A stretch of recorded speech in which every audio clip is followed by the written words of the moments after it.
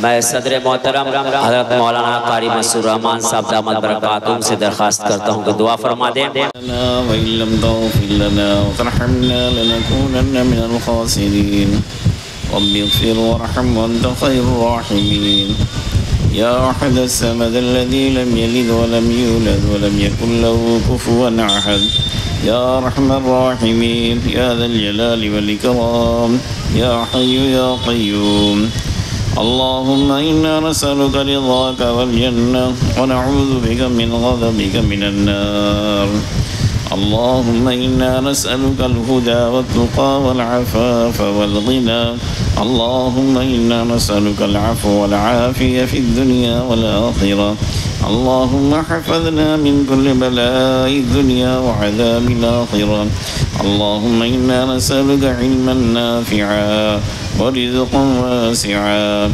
وشفاء من كل داء. اے اللہ ہماری گناہوں کو معاف فرما، ہماری لغزشوں کو تائیوں کو معاف فرما. اے اللہ عافیت، چین، سکون، اطمینان نصیب فرما. یا اللہ دنیا اور آخرت کی بلائی نصیب فرما. یا اللہ ہمارے سیئات کو حسنات سے مبدل فرما. یا اللہ جب تک زندہ رکھ اسلام پر زندہ رکھ، خاتمہ ایمان پر نصیب فرما. اے اللہ ہماری ہر طرح سے حفاظت فرما. اے اللہ ہمارے جان کی، مال کی، عزت کی، آبرو کی حفاظت فرما. یا اللہ اپنی مرضیات پر چلنے کی توفیق عطا فرما. یا اللہ جناب محمد رسول اللہ صلی اللہ علیہ وسلم کے طریقے پر چلنے والا بنا. یا اللہ ایک ایک سنت کو زندہ کرنے والا بنا. یا اللہ ایک ایک سنت کو زندہ کرنے والا بنا. یا اللہ اے اللہ ہماری اتنے لوگ یہاں بیٹھے ہیں، اللہ سب کی اے اللہ جائز مقاصد پورا فرما، تمام لوگوں کے جائز مقاصد پورا فرما. اے اللہ ہر طرح کے شر و فتن سے پوری حفاظت فرما.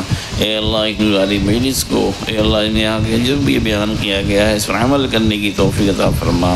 اے اللہ جو جن لوگوں نے جو بھی باتیں کہی ہیں، جو سیرت پر باتیں کی ہیں، حضور صلی اللہ علیہ وسلم کے طریقے بتائے گئے ہیں، اس پر عمل کرنے کی توفیق عطا فرما. ہم تمام لوگوں کے جائز مقاصد پورا فرما. جتنے لوگ بیمار ہیں کو صحت عطا فرما، جتنے لوگ پریشان ہیں ان کی پریشانیوں کو دور فرما.